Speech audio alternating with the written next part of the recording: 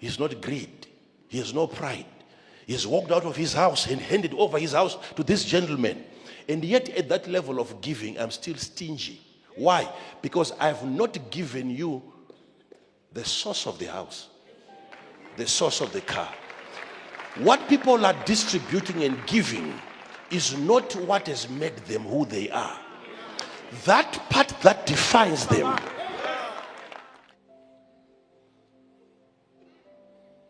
We invited a very great businessman to Chinoy. He came and he spoke to most of you young people. And then during his presentation, he said, I'm going to give you more than 250,000 US dollars as the first batch. That was just the first batch. He said, identify people for me that I can finance so that they can start some businesses and so on. And he handed over that project to me, and I said to him, that's the mistake. Until today, I haven't identified a single person. And they've been making a follow-up. The money is ready. Where do we put it? I said, put where? I said, put where?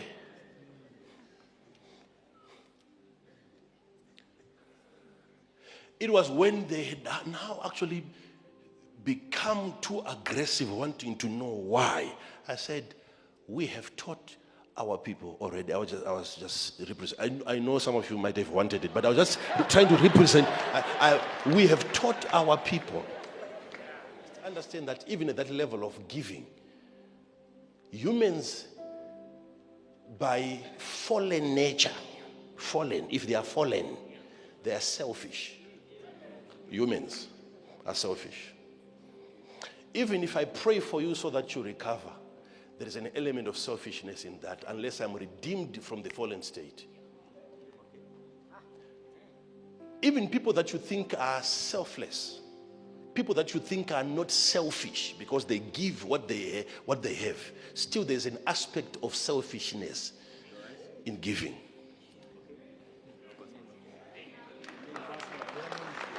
Even if I give you my food, I give you my house, there could be an element of selfishness in that. I'm not only giving you so that you feel good, but it also makes me feel good. You can be addicted to giving to a point where people think that you are not selfish, and yet you are doing it for selfishness reasons. Because it also creates a feeling, it also makes you feel superior to the one that you are helping. It makes you feel like you are a god.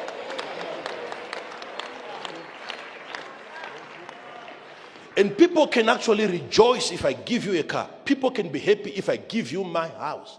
That, oh, such a prophet is so caring. He's not greed. He has no pride. He has walked out of his house and handed over his house to this gentleman. And yet at that level of giving, I'm still stingy. Why? Because I have not given you the source of the house, the source of the car. What people are distributing and giving is not what has made them who they are. That part that defines them. The very essence, what made me to build 2 houses and I have another one to give. That part, those houses emanated from a certain texture of my spirituality. And I can give you all these other products, but I'm not willing to give you the source of my wealth. People are not ready to give their source of wealth. That's the mistake that most people make. You meet a blessed man and you get money from him. Big mistake. Because when you were praying, you were asking God for a car. So God moves around, identifies a person with a car. And the person with a car is brought to you and he offers you, he gives you a car. Because that's exactly what you asked for. Because your will is not in line with the will of God. If you were to go by the will of God, you should have asked for what produces vehicles. What is the force? What makes a man who has 2 hands, 1 head like myself? These people that are doing amazing, they don't have 5 heads. They don't have 7 horns like the beast from the sea. No, they're just like you. But what makes them different? What puts them in a position where they can always help other people? There is something within them that they are not willing to give to anybody. That aspect is what defines who I am. And I can give you everything around me, but I will not give to you what defines me. Anyone who has given you anything, that was just a final product. What made them to be in that position where they can now help you is what defines them. And you will never get that part until you have a superior revelation and you know what to ask for, not a car. What is it that makes cars gravitate? What makes houses gravitate? How come houses themselves, they are not aware that Already has a house. They keep what causes that? Gathering on one person. And if you meet a gentleman with many properties, that person a certain quality. He has a certain quality that you don't have. The worst that person can do is to give you a house and not give you access to the source. If he's only giving you a house, then he's He has deceiving you. stopped you from going after that which brings houses into being. He has stopped you. Your search is over. Once you are mota. Once you've been given a car, once you've been given a house. That's it. You're already going home from that day, God is not getting any noise from you. You're not asking for anything.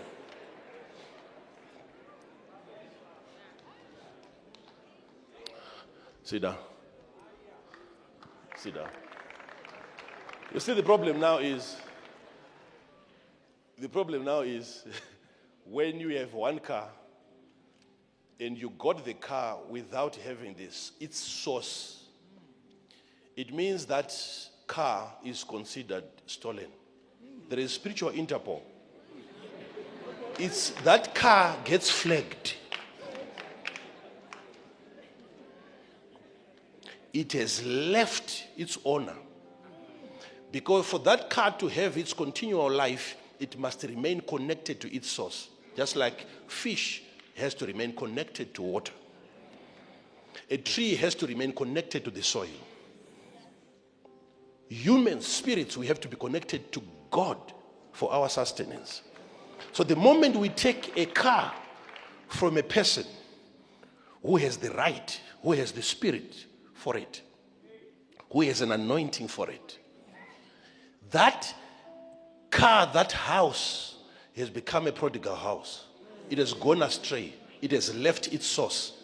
And the car itself knows. The day I bring you to my house and I hand over a car to you and I say choose, and you choose, that car that you drive, it's not just the sound of the engine. It's crying as you drive it away. Every kilometer is a distance away from its source. This is what causes now most of those things, they won't live for long. This is what causes that the moment I give you that house, that I say today this house is now yours. From mapeti antanga kuziva kuti imba yakachinja zita. From the cockroaches, they start to know. From the rats, they start to know that there's been a change of ownership. Everything, nature will know that there's change of ownership here. It stops living. Why? Because it has departed from that which has made it.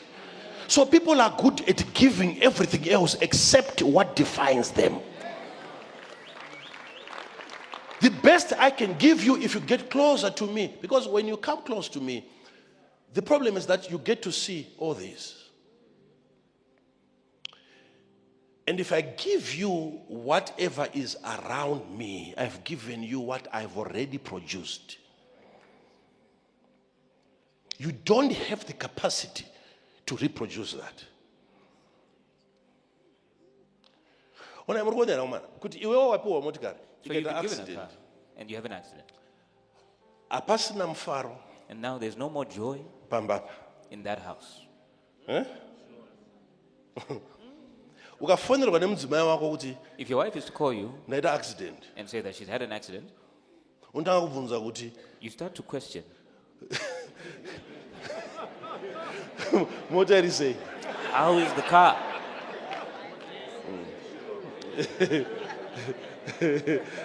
Ukazwa murume wako kuti usatumire yako. When you hear the husband Ana asking basa you newe, for amutaura pictures, kuti, he's not asking motikari. for your picture, he's asking Motikari. how is the car? Ndo nhamo iyoyo. That's the problem. Imba mufaro unotiza. Joy will flee from a house. But kufunga kuti kune mumwe akadecide kuti motikari iyi nda kuipa. But to imagine Not that there's someone accident. else who decided that they want to give this car, not an And accident, he was happy to lose a vehicle nekungopa. by just giving it away. Imimi musha unoparara mufaro unotiza. And yet with you, your whole household crumbles. Nekuti imba Joy mota leaves yedu yakweshera. because there's been an accident on the car. Chiri kudya mufaro inyaya yekuti imba mota doesn't belong there. What's taking away your joy is the fact that this car doesn't belong there. You are deriving your value from what you possess. Scripture says man's life does not consist in the things that he possesses. Things you possess must consist from you.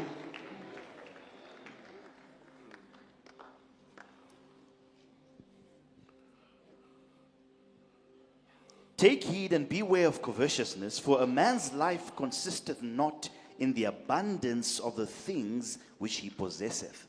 It's not in the abundance. But the abundance relies on the man. Abundance is coming for its own sustenance. Physical and material things are coming to the man for their own personal sustenance. You meet 100,000 spiritual people. They will not give you that. That very thing that makes them who they are. They will not give you because you are not even asking God for that.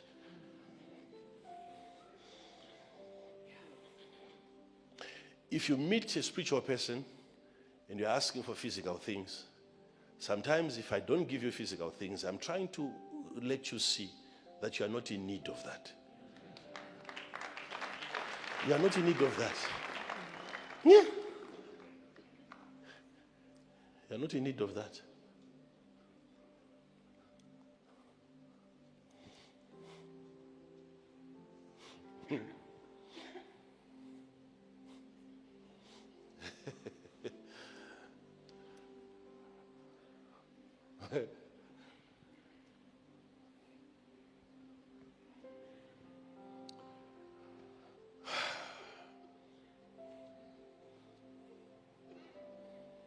We invited a very great businessman to Chinoy. He came and he spoke to most of you young people. And then during his presentation, he said, I'm going to give you more than 250,000 US dollars as the first batch. That was just the first batch. He said, identify people for me that I can finance so that they can start some businesses and so on. And he handed over that project to me, and I said to him, that's the mistake. Until today, I haven't identified a single person. And they've been making a follow-up. The money is ready. Where do we put it? I said, put where? I said, put where?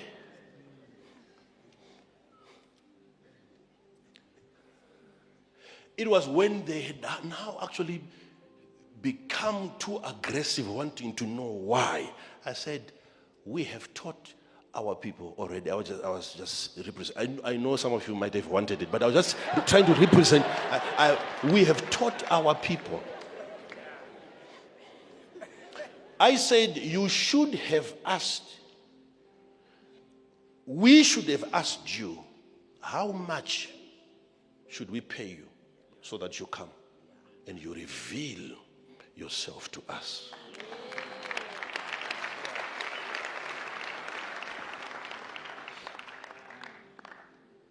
That's the only way few of us can tap into what you carry. Not for you. You sacrifice your time. You risk your life. You drive all the way into the forest. Somebody might have shot you, might have killed you. You risked to come and talk to young people, and you have given them hope, and you have to give them material money on top of that. I will not deprive my people. If they are foolish, they can do it elsewhere, not when I'm there. Because I know some of you are very foolish.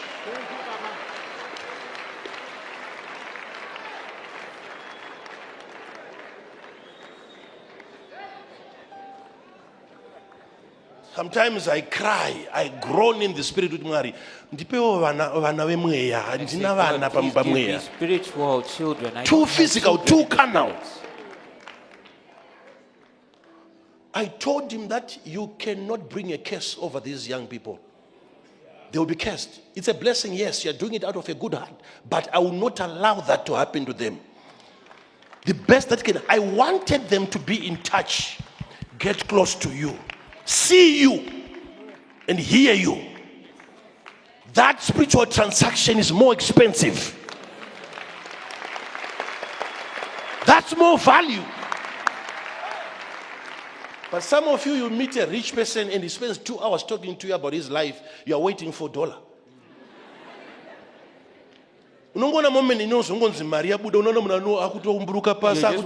How about 2 hours of information? What is wrong with you? A man is not even invited. It's him coming. Ashaji. What is he looking for? Ashaji. What does he lack? You think he wants money? He's not a pastor who's just coming from some other church. No. When he comes and he speaks to you, you can hate me, but I already rejected that money. If you want it, find a way of getting it. Thank you so much, Baba. Indeed, that is true. The money has not been received. Yeah. It was not received.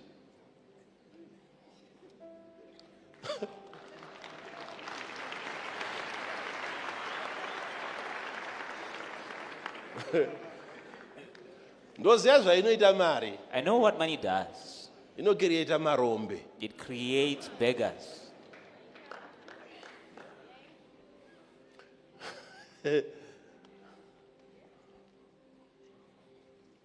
That figure you want to give to us, it was supposed to be us giving it to you. You meet Abraham, God says, whoever blesses you, I will bless. So how do you bless Abraham? How do you bless Abraham? Because you will find him already blessed. He doesn't look desperate. It doesn't seem like he needs anything. That's why some of you can meet him and someone who's wealthy, what you want is to be given his money. You identify a blessed man, you look for a seed. You are the one to give. If you go to lunch with somebody who has hey, you are the beggar.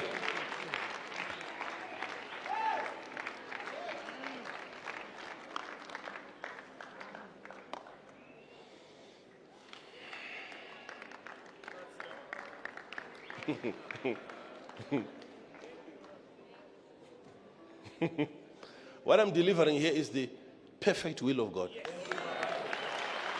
for your life.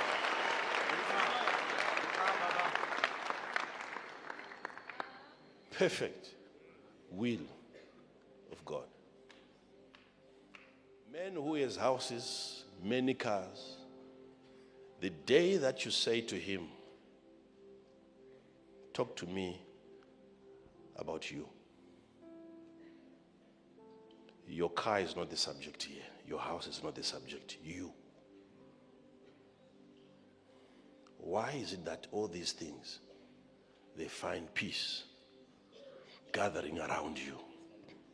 When they come to me, they scatter. What do you carry that I don't? Chirakada ku actor humble say usabvume it's by grace nyasha lo mavariro amunoitwa and you walk away. This is how they deceive you. They say it's about grace. You think it's just about grace. No. These people are keepers of certain principles.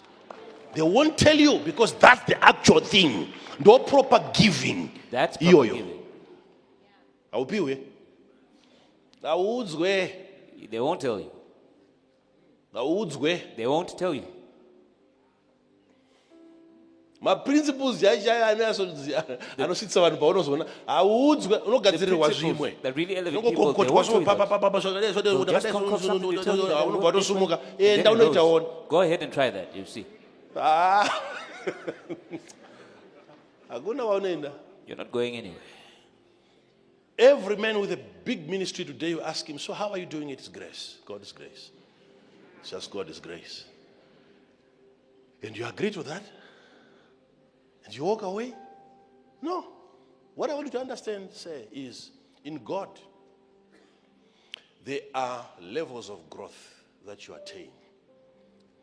You see, when the promise was given to us in the book of Isaiah of a child, they said, unto us a child is born, and unto us a son is given.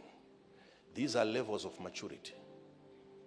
Unto us a son is born. A child is born. The child was born unto us. But you must understand, when God so loved the world, he gave his only begotten son, not child. The child is born, but the child is not handed over. The child is not given. Children are not to be given. I cannot hand you over to the world being a child. You have to become a son before I give you out. For God so loved the world that he gave his only begotten son. A son must grow to a point where I now have gifts as a father that I give to the world. I can't give you as long as you're a child. Children are only born. But when you become a son, then you are ready to be given.